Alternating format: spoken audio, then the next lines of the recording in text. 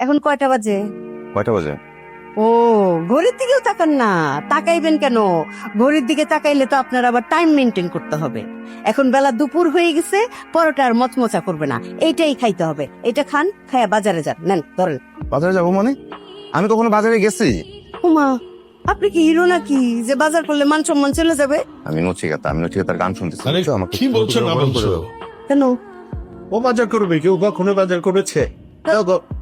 আপনি এই বয়সে ডেইলি বাজার করেন, আর সেই বাজার করলে কি বাণিজ্য দেখবে নাকি? হ্যাঁ, আমার এসব বাজার টাজারের মধ্যে নাই। আন্টু ম্যাম, বাজারটা করতে আমার ভালো লাগে, আর বিয়ের পর থেকে তো এই কাজই করছি, নিঃশ্বাস করছি না। জি করেন। এখন বলো কি কি আপনার বল। চাল, ডাল, আদা, রসুন, রিন ডিটারজেন্ট বার, আর 1 প্যাকেট দুধ। ব্যাস? হ্যাঁ, রিনটা আনতে খুললেন না। আর আপনার চকলেটের কথাটা কিন্তু বললে না।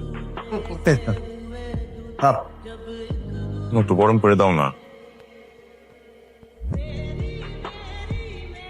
ওই যে চলে আসছে। গরম গরম পরোটা আর ডিম।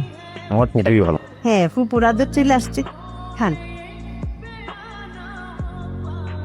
কেমন লাগে বাদাম খাইতে? মজা তো। হ্যাঁ, পরের ইনকামের টাকায় খাইতে খুব মজা লাগে।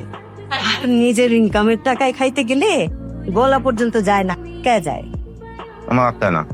আটকান। না, ভাইটা আমার, খাইতে সমস্যা নেই। আচ্ছা আব্দুল, সারা জীবন কি ভাইটাই খাবি? তোরটা কি আমরা খাইয়া মরতে পারবো না এই পৃথিবীতে? না, খাই মরতে পারবা। পারবো? ইনশাল্লাহ ইনশাল্লাহ ইনশাল্লাহ। সেটা কবে? মজা লাগে, যাও। না না, উনি তো আবার নচিকেতা সাপ, উনার সময় থমকায় গেছে। খাওয়ার সময় এগুলো তোর মতো। খা খা বাদান খা। তার ছেলে চাকরি করে, বিশাল ব্যাপার। তোর যে এত কথা বলে, তোর গায়ে লাগে না? আমার গায়ে লাগে না। আমি ভাবি এই মহিলা নিজে যদি চাকরি করতো কি করতো। আচ্ছা বাদ দে, আসলে তো নিজে একটা কিছু করার চিন্তা কর। চাকরি বাকরি করবি না? চাকরি বাকরি আমার দিয়ে হবে না। আমি ভাবতেছি উদ্যোক্তা হবে, একটা আইডিয়া দরকার ভালো, বুঝছো?